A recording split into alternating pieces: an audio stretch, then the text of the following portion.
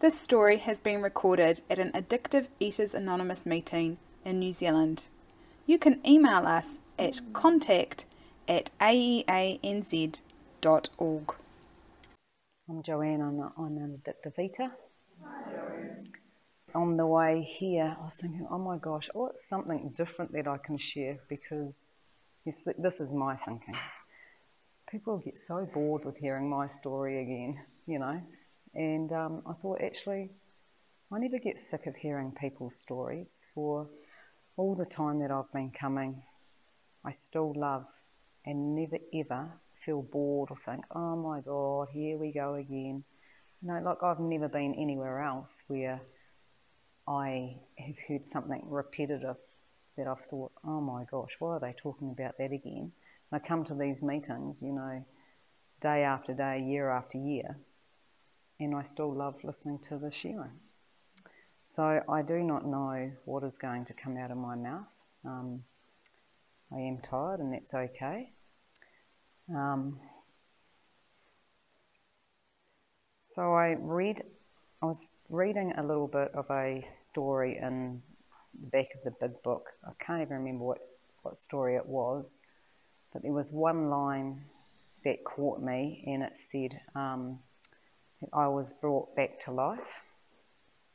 And it struck me because that is exactly what I felt when I came here. Even before I stopped eating, I felt like I had been brought back to life, that something in my life was going to get better and that it wasn't going to be, you know, a life like waking up every single morning, you know, just with so much anger, so much dismay and guilt and shame and self-hatred and loneliness and all of those things that are about self. And I thought I was going to be like that for the rest of my life. My friend gave me a book, and there was another bit that I read earlier, something about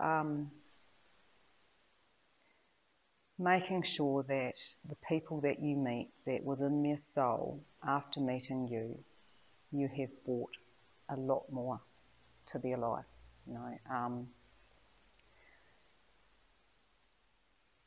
that they remember you as somebody that is, you know, positive and loving and giving, and that no matter how much fear or struggle, daily struggles you have, that you attack the fear, that's what it was called, attack the fear, and you leave them better off for meeting you. And I remember, and I am pretty sure, that when I was in this disease and waking up every morning and going through my day feeling like that and not knowing how on earth to get out of feeling and living like that, that there wouldn't have been people that I inspired or that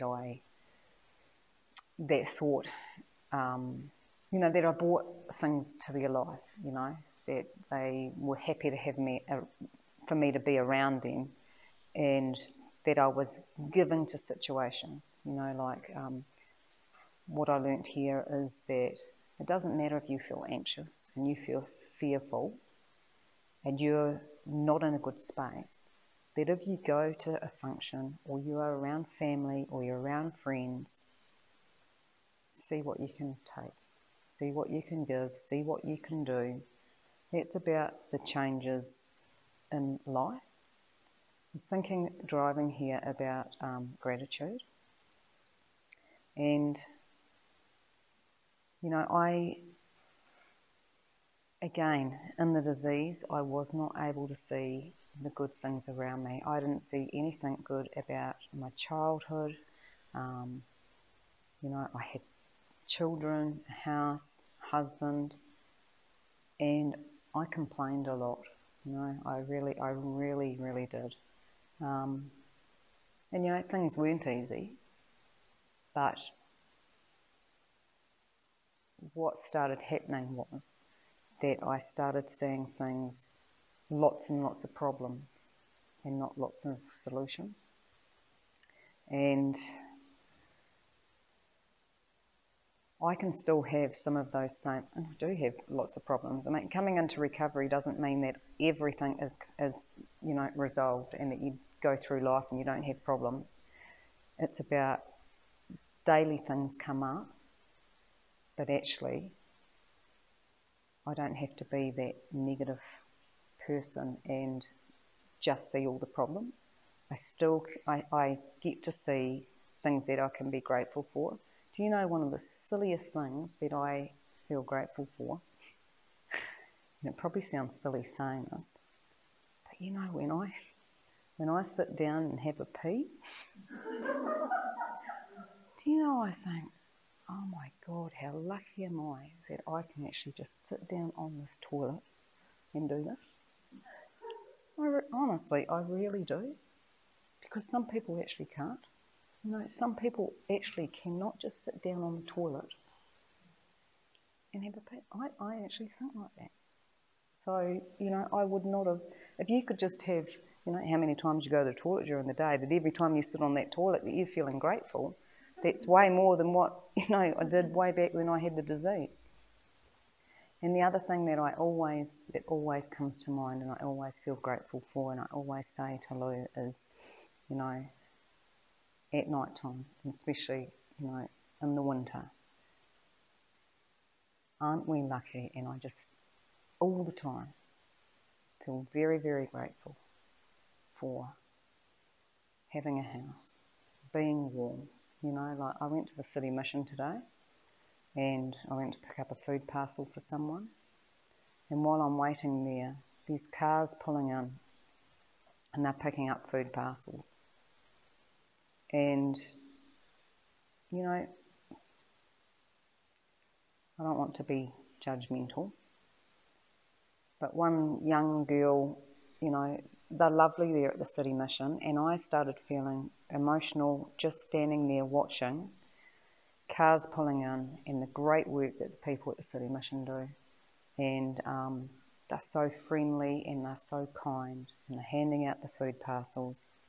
And this one girl that, you know, was taking the boxes, you know, she didn't even say thank you. She didn't smile, you know. And I don't believe it was through embarrassment or anything. It's just not something to say thank you for. And,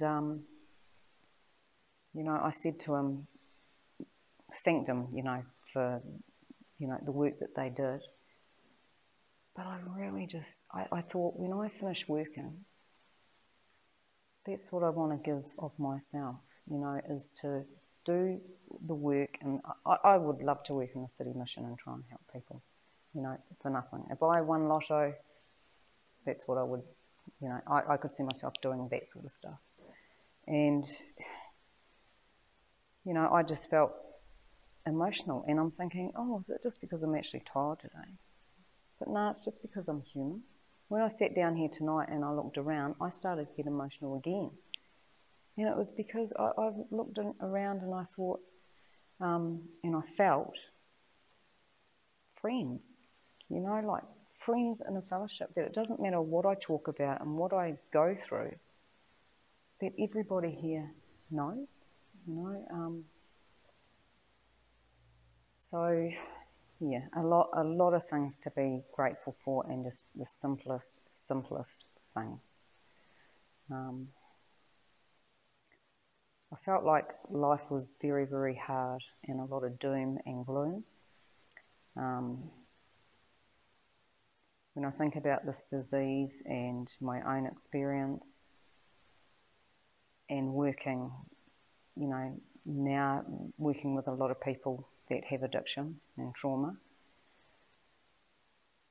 it is such a hard life to live. And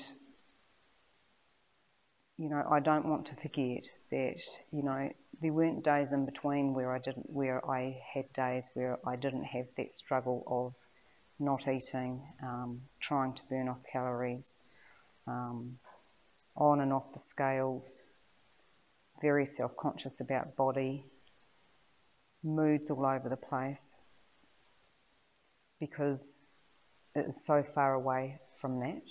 Like, I came into these meetings not knowing that there was an answer here and seeing it in other people.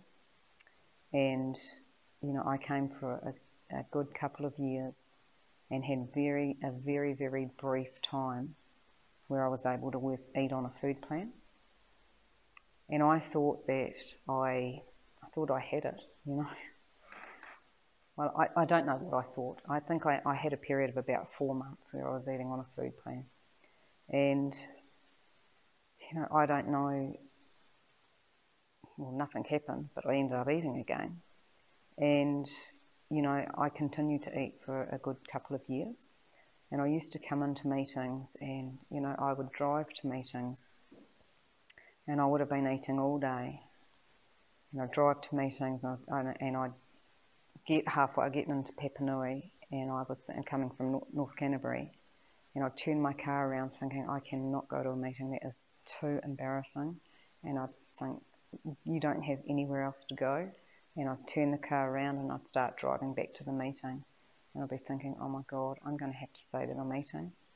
And I just wanted to shrivel under the chair because I didn't want to say, I thought people were going to think you are so useless, that you can't get this program, that you can't stop eating. And I didn't want to tell people that, you know, I'd been eating again. And I sat in the meetings, but I, you know, was encouraged that I actually had to share that. And, you know, so I did. And, you know, that continued for such a long time. I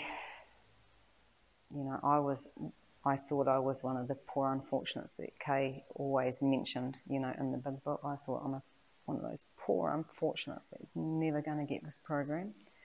And I used to cry because I would be down on my knees every single morning praying to get through the day without eating. And I couldn't. I actually couldn't. And my eating usually started in the afternoon, but as time went on, it started in the morning. You know, and a good day for me would have been if I didn't have breakfast and I walked the kids to school, and the whole time I walked them to school I'd be thinking about the calories I'd be burning off. And, you know, every day it was just the same old thing. So when I'd been eating, you know, that anger I took out on my children because I was so hopeless. Like, I just ended up having no hope, and I just felt so angry. And but I remember just keeping on coming to meetings. And I think I was coming to 4 meetings. You know, I had little kids. I brought a baby to meetings, and you know, there was a period of time before I had him that I was on a food plan. And I remember going home from a meeting, you know, getting home about 9:30, and then Leonie was away, and I was ringing Kay, and I remember leaving the meeting, and that night by midnight I had a baby. And I rang Kay the next day and says, well, we've got the baby, which was a little bit of disbelief. I was eating by that afternoon. You know, I just could not eat. And it wasn't because I had a baby. It was because I had this disease of addiction, and, you know, it was more eating. And, you know, God, what a hell place to be in, you know. And, you know, being pregnant when you're so body conscious is not a good mix either. So, you know, after coming here for a couple of years, the last time that I remember having the obsession to eat was when my children were little. And I can picture it so clearly that we had an open plan living house, and I was in the kitchen 3 children, you know, running around, making noises, playing, fighting, and it was just like this tunnel vision. And all I could, what I relate it to is when I was on the oxygen having kids, and you're so spaced out that when people talk, it goes wah, wah, wah, wah in the background. And that's exactly what it was like, just that tunnel vision. And you could hear their mumbled voices, like, you know, little space talk, you know, in the background. And I wanted that food so bad that was on the bench. And I was crying because my body and I wanted it so much. And for the first time, I kind of seen my life flash before me, that things were not going to change and things were not going to get better. You know, every day arguing with Wayne, arguing with the kids, having them crying, you know, it was just that snap where you get so angry, where I was throwing things, and, you know, it was just awful. And that was the first time that I could kind of see that things were just not going to change. And I'd heard people talk about wanting not to eat more than what you wanted to eat, and that's what happened. And I didn't eat, and I rang my sponsor, and you know, I hadn't had that obsession to eat again. It was there the day before. It was there right at that point. Right at that point, I had the obsession really, really bad, and I didn't eat. And from the moment, when that obsession passed, you know, I haven't had that back again.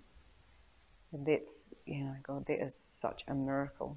You know, that is really, really is a miracle, something that I could not control on my own. I absolutely get when it talks in the big book about being beyond, you know, God, does it say? Beyond human aid, yeah, beyond human aid, because I knew that I wasn't, you know, I knew that I was, and that the only way, I didn't know for me that a higher power was going to remove that obsession, but I knew that, you know, people that were coming into meetings after me, and everybody, most people that were in meetings, had had that obsession removed.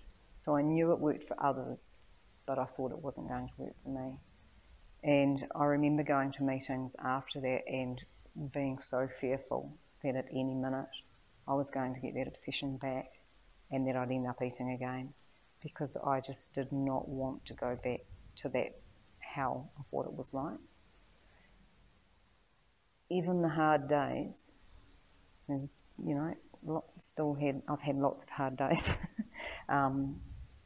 Even the hardest days in recovery, never have a picture on what those days are like, eating and struggling and not having a solution. So I feel, you know, just really, really, really lucky that I found all you people and heard your stories and wanted it. You know, like, I just really, really want recovery. Yeah.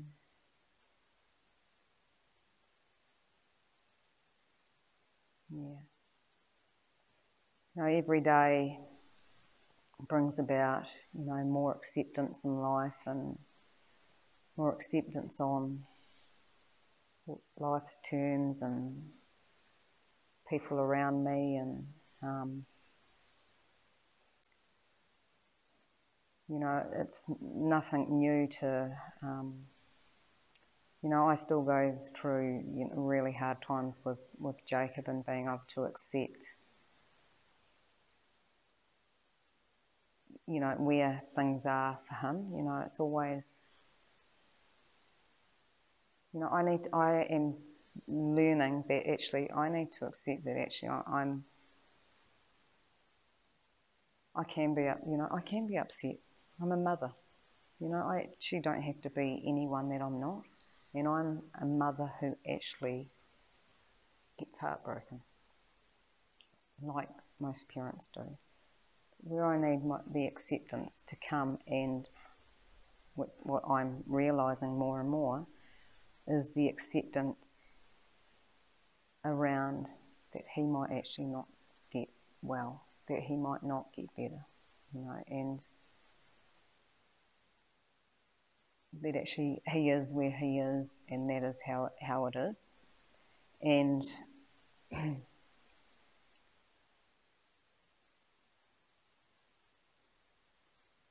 know, I've tried to let him go, you know, and